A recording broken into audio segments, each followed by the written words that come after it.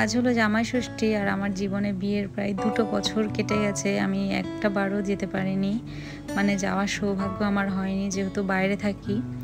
তো মানুষের জীবনের দায়িত্ববোধ আর এই কর্তব্যের মাঝখানে হাজার ইচ্ছা থাকলেও মানে সেটা চাপা পড়ে যায় বা চাপা দিতে হয়, কারণ ইচ্ছা থাকলেও অনেক সময় আমাদের উপায় হয় না।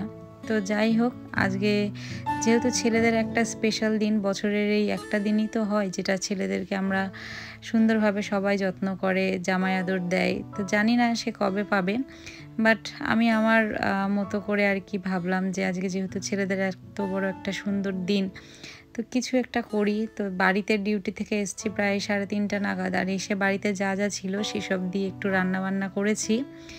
ভাবলাম ভিডিওটা আপনাদের সাথেও শেয়ার করি, আর সে যাতে এসে সোশ্যাল মিডিয়াতে সবার ছবি দেখে যাতে কষ্ট না পায় মনে, তার জন্যই আরও মানে। তো যাই হোক, চলো আজকে কি কি রান্না করেছি দেখাই। এখানে আছে ওই 3 থেকে 4 রকমের ভাজাভুজি, যেমন আলু ভাজা, ঢেঁড়স ভাজা, আর এদিকে স্যামন মাছ ফ্রাই রয়েছে, তার সাথে রয়েছে বেগুন ভাজা। মানে মোটামুটি আমার ঘরে এই কটাই ছিল যেগুলো আমি ফ্রাই করেছি।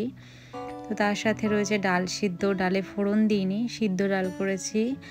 আর তার সাথে রয়েছে ইলিশ, সর্ষে ইলিশ, আর হচ্ছে ট্যাংরা, ছোট ট্যাংরার ঝাল, আর হচ্ছে চিকেন। আর এগুলো হচ্ছে জাপানিজ ডেজার্ট নিয়ে এসেছি। মানে চাটনি পাঁপড় এগুলো করতে পারিনি, মানে অনেকটা সময় লেগে যেত।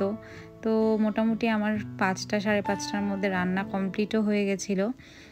আর এরপরে হচ্ছে সাজিয়ে এই যে দিয়েছি।